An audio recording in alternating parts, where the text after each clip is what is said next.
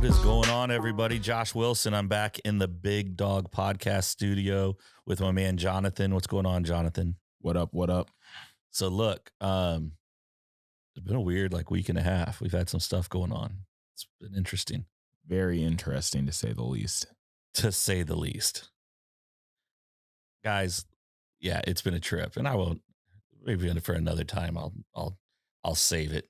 I probably need to heal a little bit. So maybe I don't. But one thing that I wanted to talk with you guys about today, and it's about finishing well, like ending well. It's from a professional standpoint, and screw it, not just a professional standpoint, but also personal. Like, I am not naive. I don't think that, everybody that ever comes to work for me in one of the businesses, whether it's the dog training, whether it's Bay Rivers Boarding and Daycare, whether, it's with what you're doing for us right now. Like, everybody, just like me, everybody's got their goals, their dreams, their visions for their life and all those things. And I'm not naive to think that everybody who ever comes through the door to work here, that this was their dream when they were a kid. And like, what are you gonna do when you grow up? Well, I'm gonna work for this dog guy and I'm gonna do this and that. Like, I don't think that, but I want to foster an environment that gives people great experiences. They know that they're valued. They know that they're pushed and challenged to be the best they can be. And that helps them in some sort of way as they go down their path. They're able to look back and be like, hey, at that time, that was hard. He could be an asshole and required a lot, but I learned a lot of things, while I was there, and it added value to their path. Like, that's really what I want, and particularly, in our businesses, a lot of it is entry level stuff. And then you develop the human being, and they either realize, yeah, what I thought was a passion for dogs really was just a fondness, because to do these jobs, there has to be a passion. It is a lifestyle. It is not a job. And so a lot of people think they have that passion for dogs. It's a fondness. And it's that 6 a.m. wake up to, oh, that dog crapped in the crate again. Got to clean. I mean, if you're passionate about it, you're not frustrated by that circumstance, which is literally shitty, right? Because you're passionate about it. You are compassionate towards the animal. Like, let me get you cleaned up, buddy. Let me get you here. Your stomach all right? Like, what's going on? The person who's fond, not passionate, but they're just fond of the dogs, are like, man, forget this. I'm getting this dog cleaned up. I can't do this anymore. I see. And there's a difference there, right? See what I'm saying? Yeah, because I feel like when I first started here, I thought to myself, like, oh, if I ever need to, I could train if I wanted to. And then I just kind of thought about it more, working around dogs more. You could even have a passion for dogs, but if you don't have the patience for dogs, then it's going to get real, real difficult really fast. Because I struggle to find patience with my own dog. And if it's somebody else's from up the street, I don't. Right. It's hard. And that's a big part of it. And that's why, and you've heard us talk about it here on the podcast before. And Jonathan knows this because he hears me talk about it every week. But like, I want good human beings, because good human beings who are passionate about dogs, they may not have the dog training experience. I can teach that dog part, right? I can teach the dog knowledge, but good human beings who are passionate, they're also going to be able to have the patience when a circumstance requires or would expect very little, right? And so, one of the things that I feel like I found over the last couple of years, it's incredible to me, Jonathan, how many people just refuse to end well, right? And by ending well, I mean, hey, your season at a certain place of employment has run its course. You've decided you want to move on, or for lack of performance, lack of fitting culture, lack of, whatever. The employer has said, hey, we're gonna make a change, and they provide a transition plan, maybe some compensation, or, they're saying, hey, we're gonna make a change at the end of the month. They're giving you a couple weeks heads up to find other work or whatever, or, you realize, hey, this job isn't for you. It's not what you thought it was going to be. and you want to make a transition, like finishing well is one, having those conversations, giving notice, and then honoring that commitment to the employer and the employer to the employee. And we're going to finish well. It's like, okay, I'm sorry that this didn't work out here with us, but man, you left on good terms while you were here. You worked really well. Um, and just one of those deals. And sorry, I got caught off. Devin just All good. called me. If it's Devin, hold it up to the mic. Have a conversation. Yeah. All right. Hold on, guys. I'm answering my wife's call real quick. Hey, I just hit my headphone. Hey, Devin. Hey, don't say anything crazy. I'm on the podcast. Speaker. Is it an emergency or are we good? All right. Love you. Bye. False alarm, guys. Not an emergency. Good. I wasn't about to put on speaker. Devin Ray calls. I mean, hell, people heard the podcast. I mean, I don't want to say anything crazy, on the thing. So anyway, the kids are back at school. So, and it's rare that she calls me in the middle of the day. So that's why I grabbed it. So Yeah. anyway, sorry about that. So why do you think that is, that people don't want to leave jobs on a good note? Because I have the reasoning that I know a lot of people my age give, but why do you think that is? Well, and that's one of the reasons why I told you, I said, hey, buddy, this could be conversational today, because I did want your input on it. I think it's because everybody gets their feelings hurt too easy. I mean, honestly, that's what I think it is, because, I look at the last year, with our organization and the different businesses within it, and the people that quit, right? Overwhelmingly, the people that quit within 48 hours of being put on a warning or a probationary period, right? And it's not, hey, there's this 30-day probationary period and you're out of here. It's, look, we've talked about these things multiple times. This is the last time that we're going to talk about it. We got 30 days to work it out, right? And rather than putting the work in and fixing the problem, within 24, 48 hours, just gone. Yeah, no show shifts, just leave, just quit. And I think that's something that's unique about our business in particular, because most jobs that I've had in the past, there isn't that 30-day probationary period. So Sure. A lot of people my age, there's a common saying, well, that job could fire you with no notice. They don't have to give you a 2 weeks. They could let you go immediately. Yep. So why would you give them any notice if you want to leave? And that's usually under the assumption that somebody is going to have another job opportunity. But if you're just leaving, in my mind, I don't know why you would burn the bridge if you could still walk back across it. And here's the thing that trips me out. People aren't burning bridges. People are blowing up the damn building. Like the entire valley. Yeah. Like the valley is scorched. The bridge has been decimated. The valley is scorched. Remnants of any buildings, there's nothing. The foundations are just charred. And this is the crazy thing to me. I'm like, why? Why? Because time and time again, I see people doing this. And I know, these business owners out here that are listening, like they feel exactly what I'm saying right now because they're experiencing this. And, if you're not an employer, but you are an employee, a contractor, whatever, kind of be thinking about like, hey, how do I operate in these settings? Because here's the deal. You can only play this game so long. You string along 3, 4, 5, 6 jobs where you've just bounced, no notice, no nothing. You just dipped out and crushed the relationship there, the professional relationship. Again, I don't expect everybody to be best friends, kumbaya, we're cooking out, whatever. No. Just professional courtesy and professional relationship. And you just blow all those up. Who are they calling? Because nobody trusts your references you put down anyway, because no one's putting down a reference that's going to say something bad. Now, I have had some damn fools the last couple of months who have put me down as a reference. I'm like, I know they've got to be kidding me. Why on earth would they have someone call me?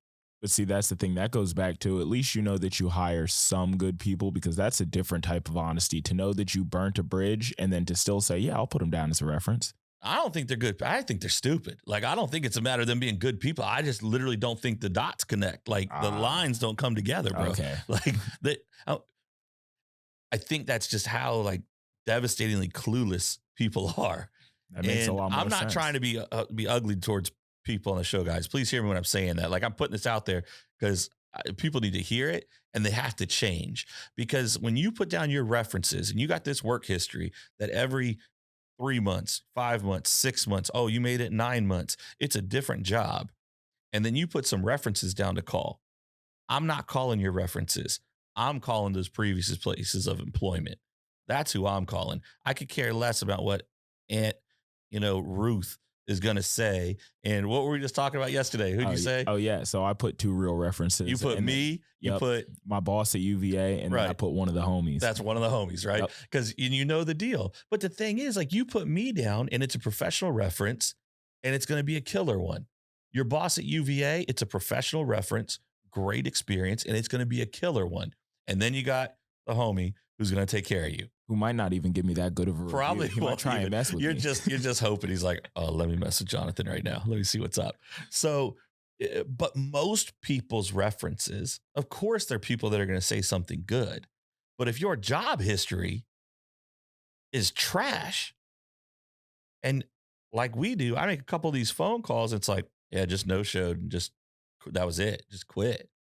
Left us in a spot. And two, three of those people say it, it's going to be tough for you to find a job.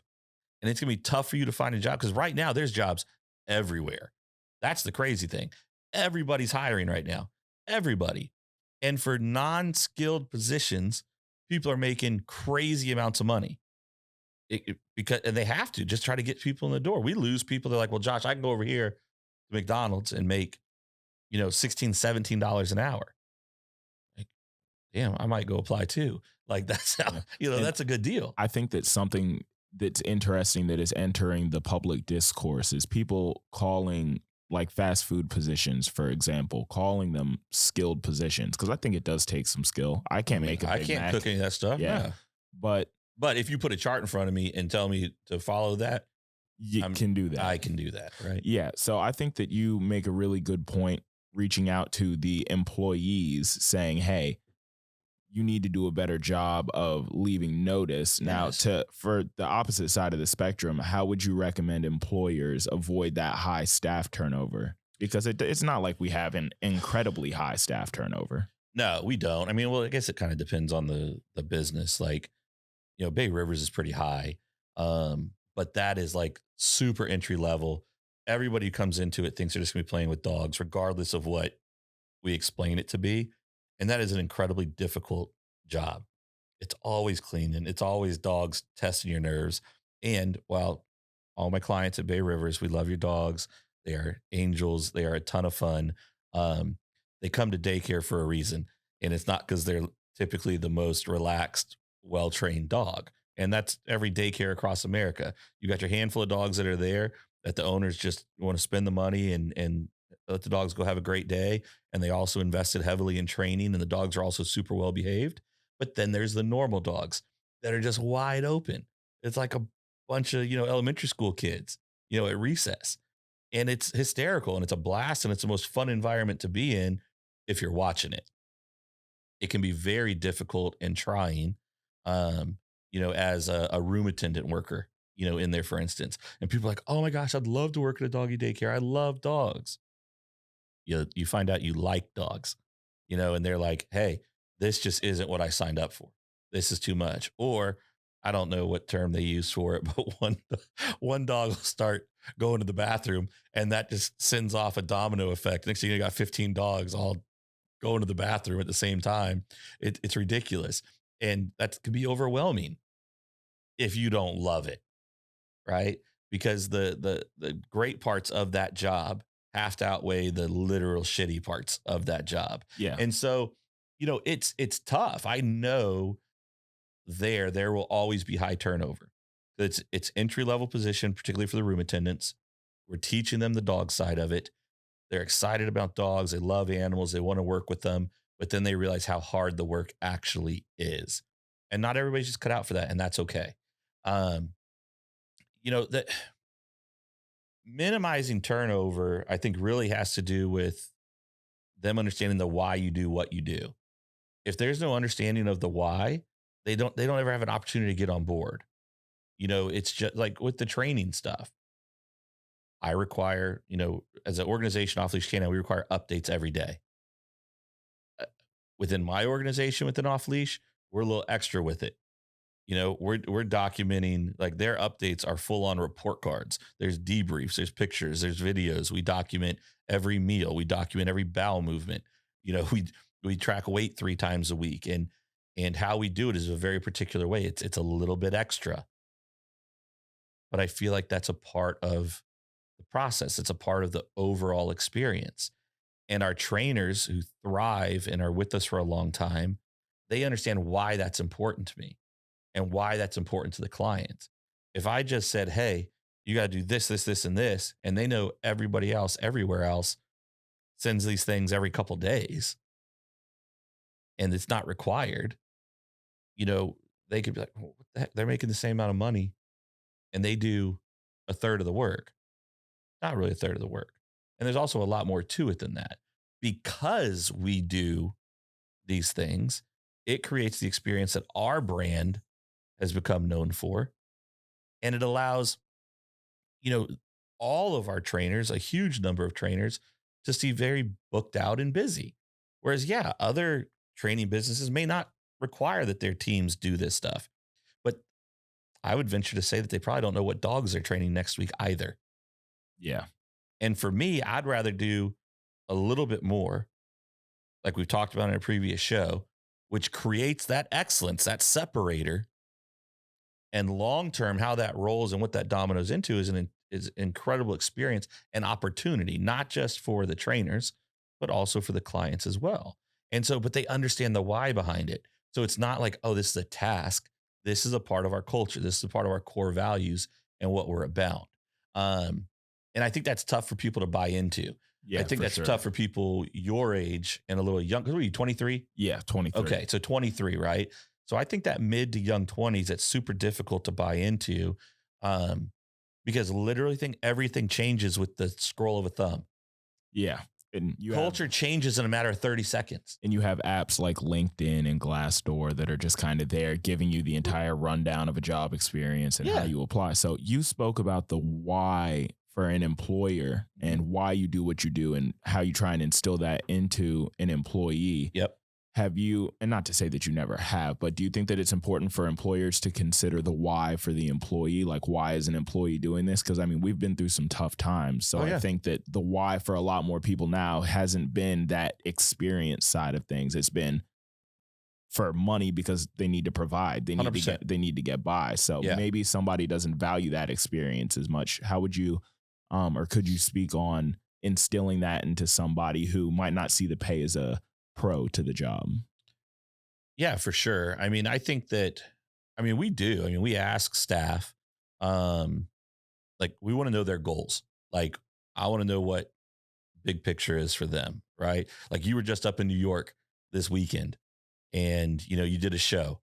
Because if you don't know, I know I've mentioned it before, but if you're just turning into the first time, Jonathan's super talented musician, rapper, and he had a show up in New York. That was your first New York show, right? Yeah, first New York show. Yeah. And he killed it, made some money.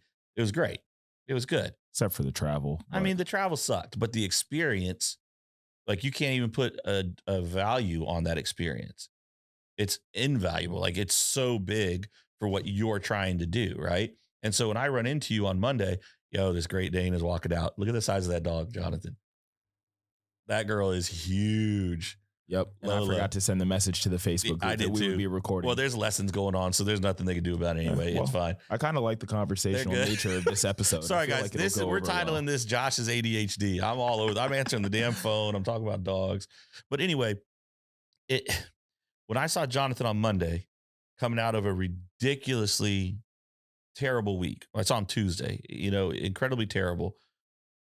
I didn't ask him about work stuff. We didn't talk about the podcast. It was none of that. I'm like, bro, how is New York? How did it go? Because I know for you how important that process is and that journey that you're on right now, right?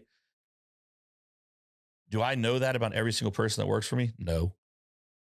Some people never share that type of stuff with me or the team or anybody on the team. They're just not that way. But I think it's incredibly important for employers to know those types of things about their staff. Like why are what motivates them, why that motivates them, right? And how we can help to invest in that, right? So for me, and we talked about this before, you had no knowledge, any of this video equipment. I mean, you had some video knowledge because you did the video at UVA. You know how to work a board. You know how to work, to mix, the audio and stuff from doing your music. There were things there, but as far as like all this podcast stuff and the platforms, you had to learn all these things. But I had an idea, a thought that, setting up a studio, putting some nice equipment in there, figuring out how it all works would pique some interest with you. Just a little bit. Just a little bit, right? So, whereas you also do great photography for us, down at the daycare, and you come out and catch some content with the training. Those are things you've done in the past, and you did those things well. But those things you're not passionate about it. But I put you in front of a mic, and there's interest. It's a whole lot of fun. It's just different, right? Did I ever tell you what the hardest part about this whole setup was? Probably setting up the studio. Well, yeah, but what part of that was the hardest part? What? Learning how to use a caulking gun. I had never used a caulking gun before in my life. I was here at 2 a.m. trying to Google how to use a caulking gun, go into Tractor Supply at 6 a.m. so we could be ready. My man had this. liquid nail all over the place. I mean, there's tools that still haven't recovered. I was like, I think Peyton had to order a new pair of scissors because I didn't understand how to open it. So I thought you needed to like puncture it through the back. Yeah. I know. It's just a bad idea. Hysterical. Bad idea. But here's the thing. That's how you learn stuff, right? And you're willing to try things and do things. And now you're like, all right. So this is the thing, 10 years from now, you're messing around with your kids, you're doing something, you got to fix something at the house. You're like, I remember the first time I did this. Don't bring me those scissors. No. That's a bad idea. But that's what I'm talking about. Like there's experiences that you will look back on, hopefully more good than bad, and be like, that was a good time of my life. I learned a lot. Josh invested in me. Peyton invested in me. Katie always looked out for me. I added value to that team where there was nobody else who could do the things that I had the time to learn how to do and implement. So like you're creating your own value in addition to hopefully feeling valued, from us. And there is a disconnect between companies and staff right now across the board. Like this isn't just a thing that happens within my organization that creates this thing where people won't finish well. And I think a lot of it has to do with that piece. Like at some point, Jonathan, you're going to come to me and say, Josh, I've got an opportunity. And it's either like I'm going all music or I've got this opportunity. I really got to make a move and check on it. I'm going to hug you. I'm going to tell you I love you. And I'm going to wish you the best out the door. You're going to tell me how long I got you left, if at all, and that's what's going to happen. And I'm going to cheer for you out the door. And send me out with that Mercedes since you got the Ram TRX now. I don't. Dang, Jonathan put all my business out there. No, probably not. But what do you mean? You put it on Facebook? No, my man put it on. Scott Simons, by the way. Holler at Scott if you need a Ram or any other type of million types of vehicles. He's got a large dealership up in Stanton, CMA. Out of Stanton, Virginia, and that ships all nationwide. We need to start getting businesses to do little ad sponsorships on here. Well, we'll talk about that. If I can get focused on a show, I mean, we'd be all right. Today, I'm just all over. I could bring out my sultry voice for the ad reads. But yeah, Scott, I started getting texts from people and they're like, yo, nice truck. I'm like, what are you talking about? Nice truck. I'm on my way to get the truck and my phone starts blowing up and they're like, yo, you got a TRX? I'm like, what do you mean I got a TRX? And he had put it on Facebook. He's like, it's waiting for you in the showroom. I love Scott. He's amazing, amazing client, amazing friend. I just sent him the link. We're going to get him in the studio. That'll be awesome. And he's going to come down and he is a beast. This is a leader. This guy is an influencer. I mean, he's an amazing businessman, an amazing marketer. He knows how to develop relationships. I mean, the guy's just incredible. I think he's sold off social media basically alone. Like I think he had said like over $1 million of these trucks, which isn't like, it's not like it's 300 of those trucks. They're not cheap trucks. However, you can't get these trucks. Yeah. And he's just pumping them out. And So also, I have a lot of respect for anybody that I guess is older than me. I mean, no disrespect, but anybody that's older than me that can operate social media and make money off of it, because I find oh, myself he's a at a beast. loss for words sometimes when it comes to some of these platforms. Yeah, no, Scott is an absolute beast, and I'm excited for everybody to hear what he has to share with us, in the coming weeks. But anyway, across the board, there is this disconnect, and I think a lot of it has to do with your question of like, what is the why for that staffer? And I don't think many businesses at all are really equipped to not only like ask the question and receive the why, but then figure out how to nurture it and develop it within their organization. And that's super. I sure as hell don't know the answer to it. What I do know is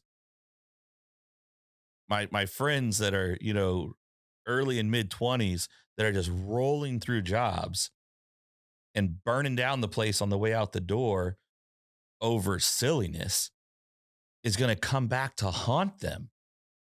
Because here's the problem. There are jobs everywhere right now. Everywhere. Like I said, everybody needs people. But what's going to happen right now is that all these businesses that need people, all right, as they're not getting people, the beasts, the real beasts out there, the capitalists, the entrepreneurs, the ones who solve problems, they're not going to stop solving problems just because they're short of staff. They're going to find other ways to do it. That's why they're where they are to begin with. You know what I mean? And so what's going to happen is a lot of these people bouncing job to job, trying to make like just a bigger buck. They're playing very short-term games where the people that play long term, they're coming up with other solutions because they're not willing to build a business around people that aren't bought in. You can't do it. I don't care what business it is. You just can't do it. And so while people are sitting there playing these games, the killers, the real beasts, are figuring out better ways to do it with less people, without sacrificing service, without sacrificing the quality of the product, without sacrificing the experience. They're going to continue to get better. Yeah, and that's the Does that make sense? Yeah, it definitely does make sense. I think that that's just the difficult tug of war, though, because in my mind, I think that everything is a spectrum, and that's something that I say a lot to those around me, is because nothing is ever black or white. Sure. It's a color spectrum, and I think that the employers could afford, especially in my position being an employee, I think Yeah. that other employers could afford to, like you said, reach into that why, Mhm. and not only reach into that why, but not just kind of say like, oh, I could figure out a way to make this work. I don't need to hire back those people. Right. Because what we did during the pandemic was we hired. Yeah, we did. We hired and tried to create those opportunities Yep. for people. So maybe a little bit of budging on that end from an employer brings about a little bit more and budging from an employee. Yeah. And they're able to say, okay, I might have a chance to move up in the company, or Yeah. they really looked out for me and gave me an opportunity when I didn't have one. Cause Yeah. like you said, it really is the option of playing short term or long term. And a lot of people, like, I'm blessed to say that I'm still able to live with my peoples. Yep. I'm able to stay with them and have a secure financial situation. Yep. I'm just worried that there are certain people out there who can't play that long term game. No, They only have can't. that short term game. They can't. And the thing you talked about, like during the pandemic, and how we were hiring, we brought in so many people who were laid off, fired, places just shut down, went out of business, and they didn't have jobs. Other places in our industry just shut down. They couldn't have the staff anymore. And we were able to hire and provide opportunities and steady work and all those things. And I think the thing that is super frustrating to me is nobody's perfect. No place is perfect, right? I'm not, you're not, nobody, no company. No, not every day at work. I don't care how much you love your work. Not every day is a good day. Not every day goes how you plan it. Not every day you're going to feel great about it. There is absolutely zero grace from so many employees right now. And they probably feel the same towards the employers. Yeah. But like for me, I'm like, dang, if you've got 100 great experiences and you have one that bothers you. How the long-term impact of short-term emotional decisions are crazy to me. And so many people are so willing to actually act on those short-term emotional decisions without any thought of consequence. Amen. I saw a dude, Katie showed me yesterday. It was on Facebook. He got arrested. 18 years old. I think he's out of Newport News, maybe Hampton. It's his mugshot. Got picked up killing a dude. He's 18. He's sitting there, and the caption on somebody posted it on Facebook. They're like, "Oh, homicide's funny now." This dude's taking his mugshot, and he's just grinning ear to ear, just grinning ear to ear. And all I see, my son's gonna be 17 in December. This is an 18-year-old boy. I mean, he's a man, but I mean, I don't care. My son will probably be 50, and I'll still call him my boy. He's my boy. And I'm like, this child, something so wrong up here, and something so broken in here. He just got arrested for homicide, for murder, and his mugshot is him grinning ear to ear, smiling. And I'm like, these short-term emotional decisions with no care in the world for the long-term impact. And then remember, it's mind-boggling to me. Mm-hmm. And people are so quick to disrespect. People are so quick to burn these relationships, but it's impossible to apologize. It's impossible. Culturally, it's almost like I cannot admit that I was wrong in that. No matter what type of scorched earth I just left, that's completely based on bullshit. I can't own that. And the thing I saw a couple years ago, and every once in a while, there's situations that pop up in my life, and all I think about is, damn, that apology better be as loud as the disrespect was. Yeah. And that's a big deal. Like with us, again, companies aren't perfect. We own our shit though. And that's why we have the reputation we do with our clients. Reputation is based on what you've done historically, right? That's what it's built on. But I push back and I say, no, it's also based on what you do now. Because your reputation can change. So my reputation tells you who we are, not who I was. Unless ain't nobody talking about me recently. If people are talking about me just as much now as they were 5 years ago, my reputation is who I am. Yeah. That is my character. Now, someone wants to run around talking about my reputation is this, my reputation is that, but ain't nobody been talking about him for 3 years. Now, I don't really know who you are. I know who you used to be, but I don't know who you are right now. And that's the difference. That's the difference. We had some issues with one of the businesses a couple weeks ago. And I reached out to clients. I said, guys, hey, let's have a conversation. Let's base your experience, or your reaction on your experience with us, not on random words. Yeah. And, somebody pushed back to me and they're like, your reputation really doesn't mean anything. I was like, can we unpack that a little bit? And I had tremendous conversations with my clients, during that time. And I said, because I really think that the reputation means a lot. Because these are things that people are saying daily. Daily. This isn't old stuff. This is daily when they're speaking to how we treat animals, how we take care of them, what the training quality is like, what their experience was at daycare. And, so the reputation is valid. It does speak to it. But people want to try to just, what do they call it? Cancel? Yeah, I guess that's the common cancel term culture now. is what it gets thrown around. Yeah. And one, it's super easy to do. Very.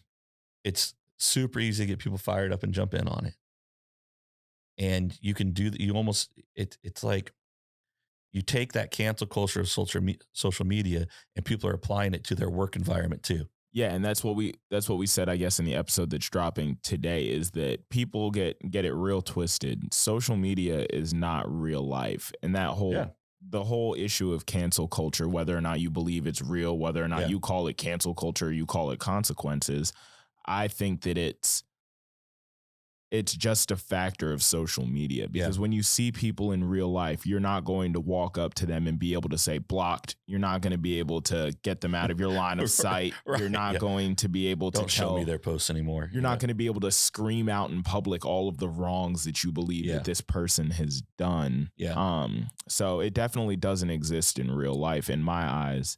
Um, like I said to you yesterday, though, I think that the whole issue with it is that in the social justice, or in the justice system, we have a minimum and a maximum sentencing. Mhm. And anytime you get brought into a court of law, you have a chance to speak on your behalf as to why you should not receive the maximum sentencing. Right. But Yeah. on social media, it seems as if the only discourse is how can we give Death. somebody a maximum sentence. Death. And I heard a beautiful quote that says you can't support prison reform and also support cancel culture, because they're pretty pretty diametrically opposed when you think about it. Yeah, you're right. You're right. Because we need to change the system of just immediately vindicating people. And I think that's a little bit That's of it. what we experienced, because we didn't really get to give our side of the story as a business, Right. at least from my perspective. Well, I wasn't interested in doing that. Yeah. Well, let me correct that. I was interested in doing that with my clients. Yeah, because the work speaks for itself. With my clients, and that's what we did. That's exactly what we did. And every single one of them, we had people come in. We had calls, emails. Anybody had questions, we walked through, and we had tremendous conversations with our clients. The people, and that was my thing that I was waiting for. I'm like, okay, where are my clients with issues? Yeah. Where are the dogs with issues? Where are these things? And that just stuff just didn't come about. It just didn't. And we had tremendous conversations with clients, and we got great feedback. And there's little tiny things, and this is something I've talked about with the team. It's so important, is that when you set such a high expectation for what your experience is going to be like, when you start to lapse on that a little bit and there starts to become some inconsistencies in things that are inconsequential, right? If there is a bigger concern that's brought to light or an accusation made, people add up their own personal little inconsistencies about things that don't really matter. But this is inconsistent. This happened once. This happened twice. Now all of a sudden there's something bigger that said, like, well, this is what really happens. Does it? Is that what really happens? Because there's just this little tiny little shimmer of doubt. Luckily for us, clients are mature human beings, the vast majority of them, and we're willing to have conversations and come in, and for me, I'm like, look, I could tell you whatever you want to hear. Whoever else can tell you whatever you want to hear. Your dog ain't going to lie, though. If your dog's not having a blast here, if your dog's not feeling cared for here and loved and invested in and treated well, they're going to be dragging you through the door trying to get into daycare to go play. Dogs aren't stupid, and dogs don't lie. And that's my big thing, is we're in the business of helping people and taking care of dogs and doing those things together, not just separately. And we're not in the business of appealing to employees, I guess, if that makes sense. Yeah, I mean, because we're not going to get into a war of words with people about the great business that we do, because the clients are happy. Right. And that's, to me, what matters. Like, no, I want to hear people's opinions. I want to hear their thoughts. I want to hear ways that they think we can do things better. I mean, because that's key. Because the room attendant in that room, engaging with the dogs, for instance, we're talking about boarding and daycare, or, my trainers, I don't train as many dogs as I used to, right? I'm involved daily, but I'm not the one, working the dogs every day and all that stuff. And if they have ideas about how things could be better for the dog or for the client experience, I do want to hear those things. The problem, though, is that seems that everybody feels like if I voice my opinion, right, and you don't agree with it or accept it or implement it, you're against me. Yeah. And that's the part. That's the part that's like heartbreaking to me. Like, in the last week and a half, I've been called a lot of things. And it's very, very, very frustrating to me. I was called homophobic. I was called racist. I was called, um, yeah, I was called all kinds of things. Those two really bother me Yeah. a lot. Bother me because there's a lot of people that do know me, but there's a lot of more people that don't, right? That's how it is with everybody. And you're like, man, that really sucks. Like people hear these things or see these things, and do they actually receive that? Because Yeah. I know that the people that know me are around me, hang with me, have experienced my businesses and all. There's not an inkling. They don't ever think about that stuff at all. But it's like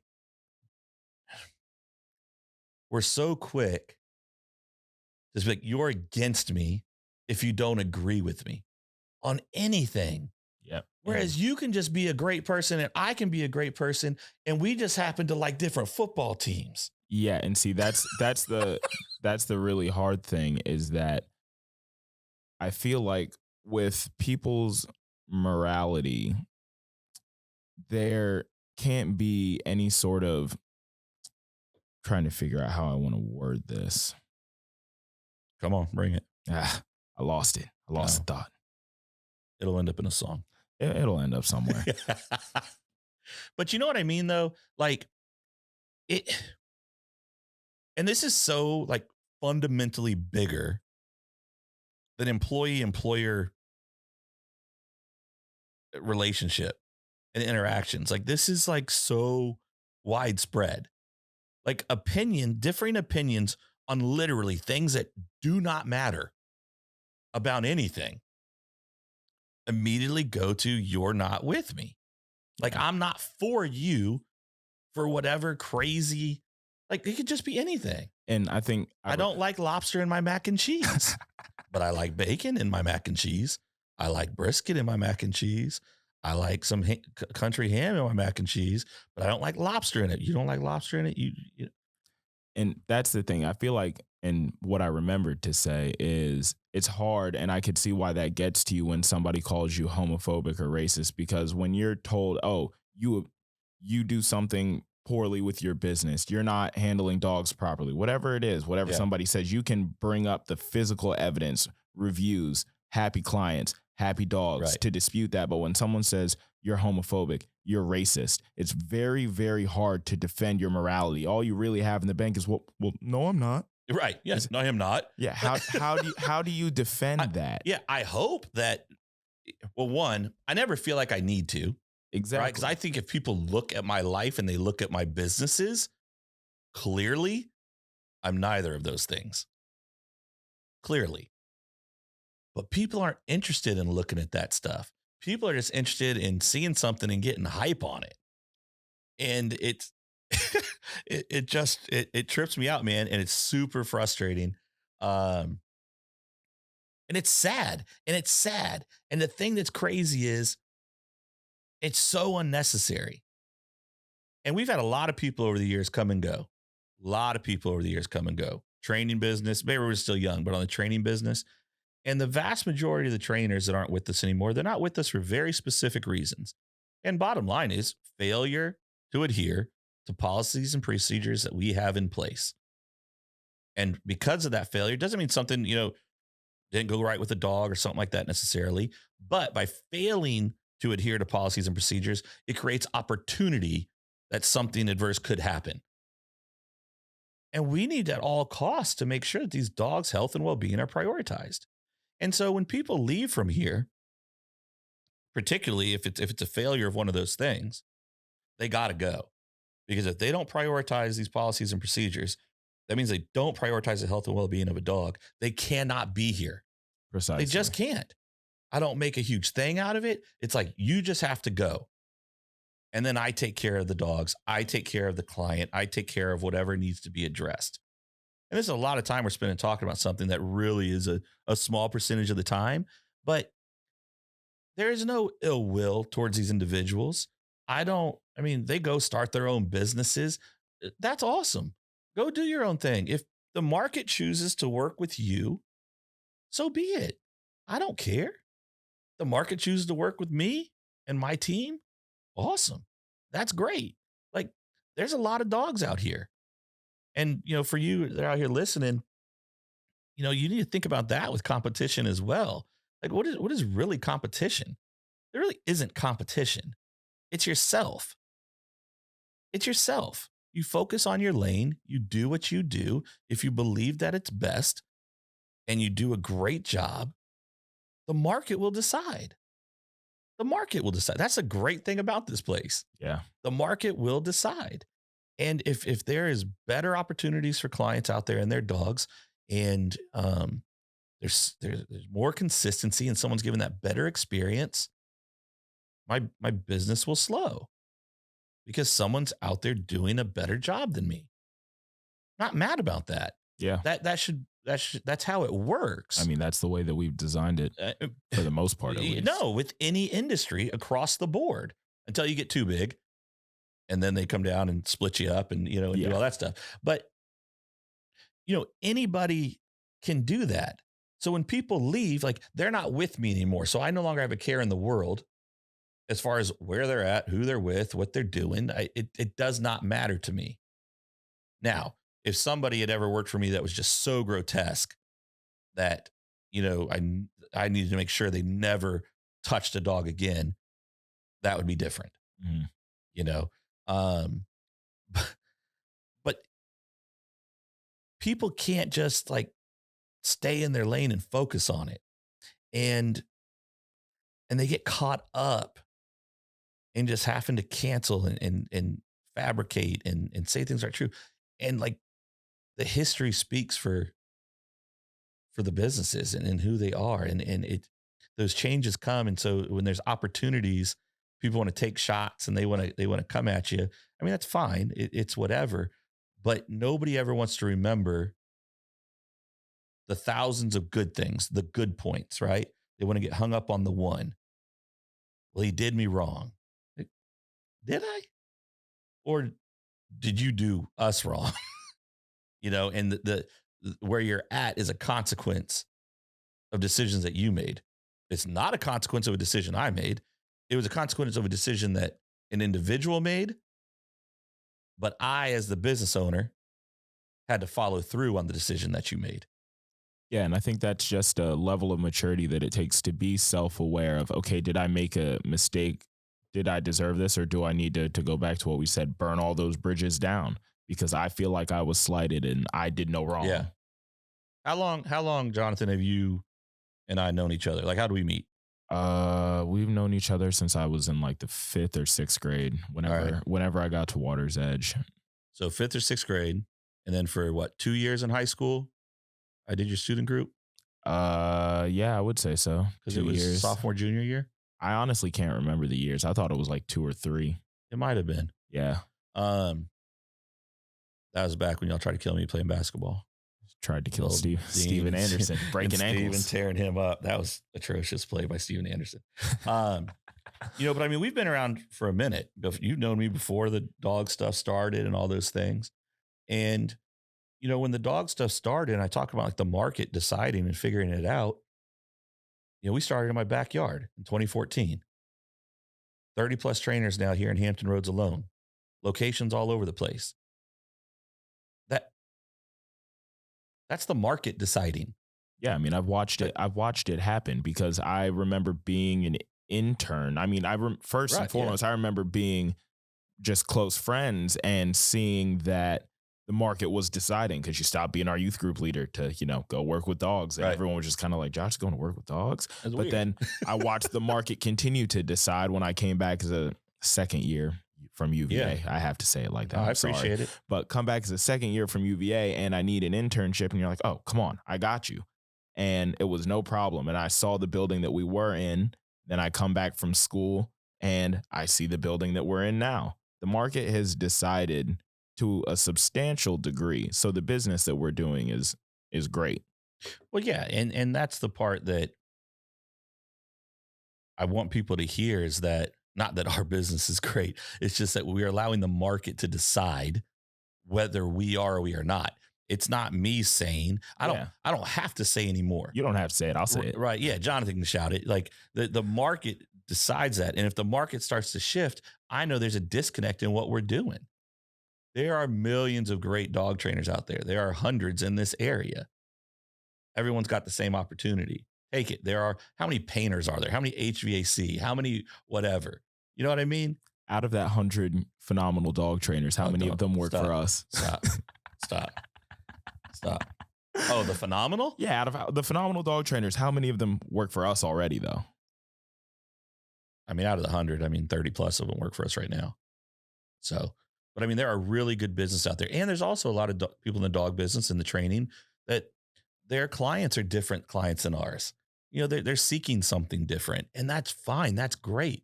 It doesn't mean we have to be against each other.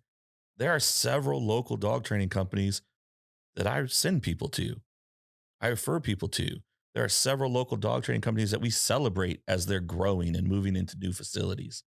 And we don't need those things reciprocated, but it's just like, damn, like we don't have to be against each other.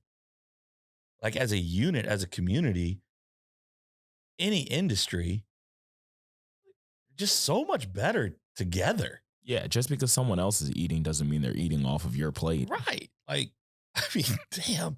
And it just all to me comes back to like ending well. Ending well. I'm leaving because I'm gonna go start a dog training business. Okay, cool. My boy Brant up in Charlottesville, he's with Off Leash Canine Training for 8 years. All right. He came to me and said, "Hey man, it's time. I'm gonna do my own thing." I'm like, "Word? Okay." And can we talk about that a little bit? When? And he's a pro. He's a pro, man. He was off leash 8 years. He said, how much time do you need me? Like, I said, "What's your time frame?" He said, "You tell me." I'm like, "Well, your current schedule is booked out X amount of time." He said, "All right, I'll honor that. I won't do my thing till I honor the schedule I have with you." I'm like, "Okay." I said, "Hey, if I can get that dialed down a little bit, would you want to transition sooner?" He goes, "Whatever is best for you." The dude was a pro. And we celebrated him on the way out, honored him. I mean, because he did a great job while he was for us. He's a great dog trainer. He felt the need to do his own thing. And so I announced it to the team, celebrated him, thanked him for his time. Now I did tell him, you know what this means. It's open market, just like anybody else, man. Like there's no favoritism towards you. He's like, "No, I get it." I said, "Because you're out now." He's like, "No, I get it." And my understanding is he's doing well. I checked in on him a couple months ago. He's doing well. Is he doing a dog training thing? Oh yeah, Up in Charlottesville? in Harrisonburg because he lives up near Massanutten and stuff. Yep. Yep. And so he's a great dude. He's a new dad. A lot of life changes going on, and he felt like it's time that I do this thing. I advised against it personally, just and that wasn't to try to keep him with us, but for me, I see a dude who's motivated, does a great job, new dad, other stuff going on in life. And I was like, oh, starting a business is hard. Yeah, because how old were Logan and Kiki when you decided to transition?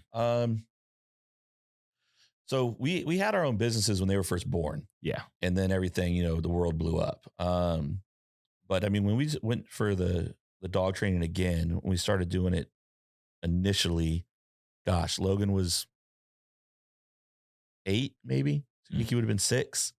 And, and that was hard. But luckily, I mean, I got Wonder Woman as a wife and, she's just strong and solid and supportive and the kids get it and they're on board and, it's fine, but it's hard. It's still hard. It still has its challenges. But you got to go for it. But like Brant, and I call him out on here, not in a bad way, but in a way of like, man, he did the things right. This dude did not burn down anything. And if he called me tomorrow and said, "Hey man, I gave it a run. We're doing well, but I just not interested in doing it," he'd have an opportunity with me tomorrow to come right on back in the door because he was solid as hell when he was here. He was a pro on the way out. We still maintain a relationship. We're not hanging out. He and I don't vibe like personally. Like we're not just going to hang out and grill all the time. Personality wise, we're very, very different. But I at least from my end, I want to believe from his, there's mutual respect there. And if he called me today and needed something, I'd help him. Whether it's with his business or he's looking for an opportunity to come back onto our team, I'm there for him because that's what we're about, right? I don't need him to fail for me to win. Exactly. I'm going to win regardless. And if I don't win, it has nothing to do with him, the other training businesses out there, other boarding and daycares. It's got nothing to do with that. It has 100% to do with the effectiveness of our team to prioritize the right things. And the market will decide that it's not us. But we're going to work like hell every day to make sure we are doing the right things so that we're in a position to provide the best experience, the best service possible. So that the market, if they don't choose us, it was not an easy decision for them not to. Does Yeah. that make sense? Yeah, it Like, I definitely don't need to does. see anybody lose for us to win.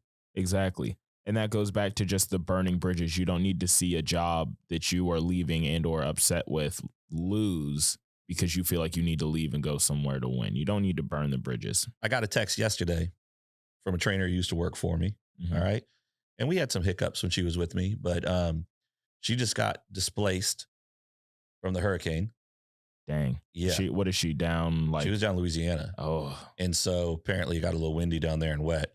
And yeah. Prayers to everyone down there. I think it's like 3 to 7 weeks they're estimating, Mhm. no power or whatever. So she's up here in the area and she's like, hey, you need help, dogs, whatever. I'm going to be here for a little while. But yeah, when do you want to start? Like, what's the deal? And there's been a level of respect over the years, a open, maintained relationship. We don't talk often. She's in town, she'll swing by the facility, say what's up. I mean, we're very different than we were, 5 years ago when she was first working with us. Um, but like, because there were opportunities, or because there was a maturity to how things were handled, particularly after the transition, and interaction. It's a text message. I haven't even talked to her. It was a text message. Yeah. When do you want to start? That's what we do. And she's going to leave at some point and go back to where she needs to be. No big deal. But we're fortunate to be able to help people in their time. One of the things people are hearing on the podcast that drops today, is like, if you're in a winning season, you need to be looking out for people that need help and strengthening your own network and your own community. Because at some point, you're not always in that winning season.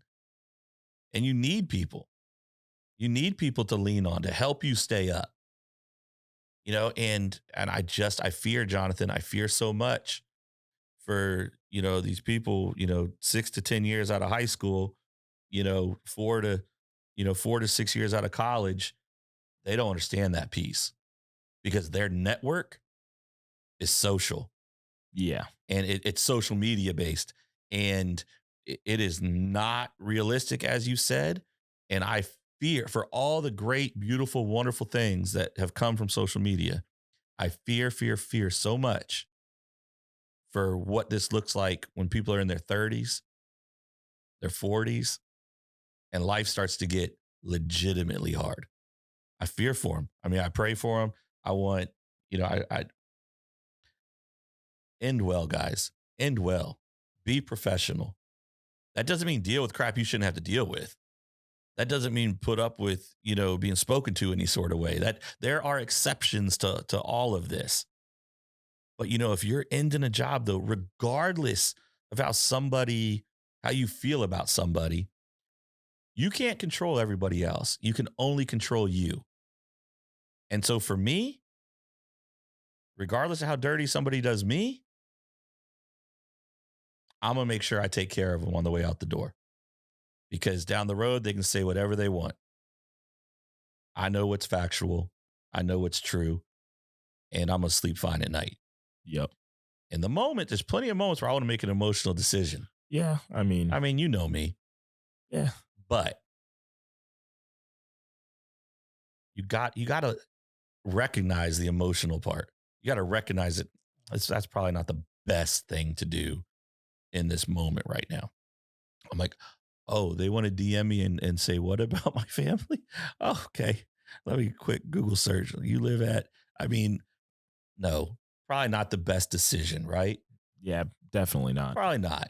I need to just recognize what it is, let it be, because if you're confident in yourself, you know what you're about, doesn't mean you're not going to be hurt, but you got to fall back on what reality is, Yeah. right? And that's what you focus on. Because for me, if I had reacted when I was real emotional about certain things in the last couple of weeks, I put at jeopardy the livelihoods of 100 plus people. Yeah. And so I can't just fly off the handle and do what I want to do. I can't just start sending some messages to some people I grew up with. I got to do things differently because I got a lot of people who count on me and count on my businesses. And that's the last thing I'll leave you with as far as ending well. And if you're still listening with us, I appreciate y'all because I know we've gone Wait, long. so you're saying we're about to End well. Guys, and this is something that if you're a business owner, you probably should share with staff also because people just don't think about it. If you're an employee out there, contractor working with a business or something, you've been there any length of time, you've probably become friends with people that you work with. Hopefully, most people do, right? And when you try to ruin the reputation of a place and you want to hurt somebody, I don't think people give any value to the fact that they're hurting their friends. They're hurting their friends. And so you can make up things, you can say things, you can do things, you can insinuate things, you can make accusations, because you're pissed off at the boss, right? Or maybe someone who was the boss during your time there who doesn't even exist anymore in the scenario a lot of times. And you start doing those things and you're trying to get to hurt a business and shut them down and don't do this and don't do that. Part of your goal in that attempt, you're hurting people you care about. Because you've got friends who work there. You got friends who count on these businesses to operate and function, to put food on their family's table, to feed the babies, to make the car note, to keep the power on, to pay the gas bill. And you do those things that messes with people's livelihood. And nobody thinks about that. And it's this emotional short-term decision with so many ramifications that are never given consideration because people cannot control their actions because it's just so easy. Post, share, like, share. For those who cannot see Josh's Oh yeah, sorry guys. Fake posting. Yeah, I'm fake posting on my phone. There's no thought given to it. There's no thought given to it at all. That's terrifying to me. Yeah, I think the lack of recognition of how social media can not only affect you in your future and your present, but also the present and future of people whom you care about or people whom you might not even care about on a personal level, but are also just human beings with families and responsibilities. And that stuff gets out there and people go and they'll delete stuff all the time. Be like, yeah, that probably wasn't good. Let me take that down. Oh yeah, it never happened. Somebody kept it somewhere. Oh yeah. Know what I mean? Like somebody kept it somewhere. And it doesn't go away. And if people hire like we hire, we see something come through, we're interested in having an interview before we even have that conversation, we're already all over social media looking for them, checking their stuff out.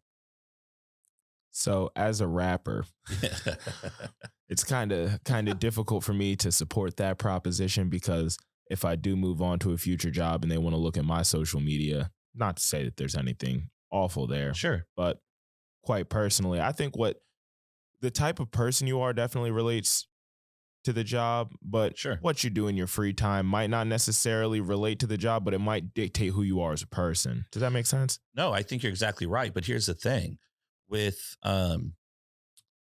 like with you, if I didn't know you, right, you just sent me your background, you sent me your skill sets from UVA, you sent me, what you studied, you got on there, your work experience, because you hustled from day one. at UVA. I was very broke. You Like needed to not be broke. you were grinding. Like it was very impressive during your time there. Okay. So I see all that. And then I look at you on social. I'm like, oh, okay. The guy's a musician also. He's a rapper. It's in alignment. Like it makes sense.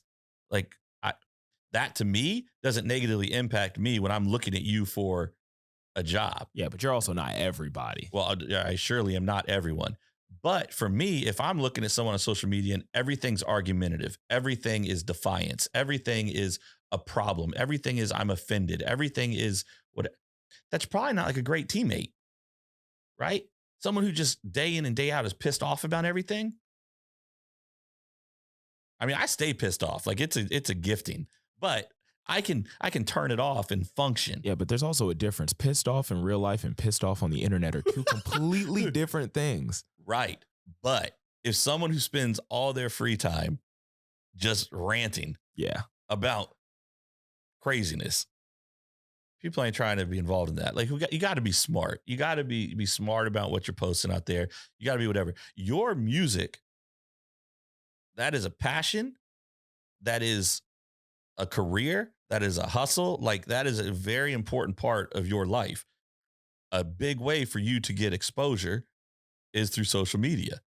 Very true. And so you've got to work that angle. That makes sense. And if you leave me and you're applying for something somewhere else and you're trying to move on to something different, I think you 100% need to plug that fact that you do that. I think the fact that you have, like, I always mess it up. I'll say like albums, but it's like LPs and EP or whatever. What is it? It's a certain amount of music. Yeah, It's like whatever, three however many it albums. is. It's songs. It's But, really all just songs.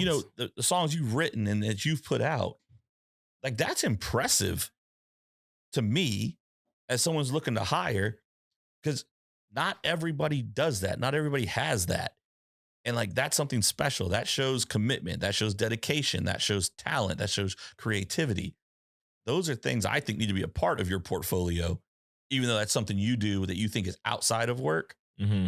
I think that speaks everything though to who you are and what you're about. And that goes back into what we were saying about the why for the employees. Why are you doing it? Are you working towards a bigger goal? Yeah. And it's important for jobs to know that. So look, guys, bottom line, if you're an employee or contractor, end well. There's no need, absolutely no need and no win in it for you to blow up the whole damn town on the way out the door. Just doesn't make any sense. It's not in anybody's best interest, particularly your own. And anything you think is going to come of it, or what you think may come of it, probably isn't. And so it's like, just end well. Allow opportunities to become a part of that team again. If life doesn't work out how you think it is supposed to, that happens. And you keep burning every single bridge. You keep blowing up every single relationship professionally. Pretty soon you're just standing solo. And nobody wins standing solo. Know what I'm saying? Not even a sequoia tree. Not even a damn sequoia. All right, guys, we appreciate you. Jonathan, take us out.